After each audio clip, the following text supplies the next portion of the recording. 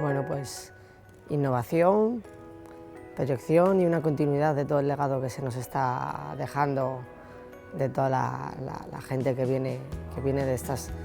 tiempos y bueno, seguir aprovechando eso que nos dejan e intentando aportar más cosas. En el 2050, pues bueno, una gastronomía más sostenible, como hemos estado hablando estos días, y bueno, al final esto evoluciona muy rápido y de una manera bastante impredecible, pero bueno, al final yo creo que tiene que ir en base a eso, a la sostenibilidad, al seguir unas bases y al no perder la esencia de lo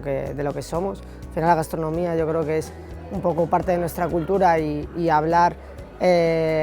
con ella de cultura y de historia es algo que nos va a ayudar a perdurar en el tiempo. El futuro del sector,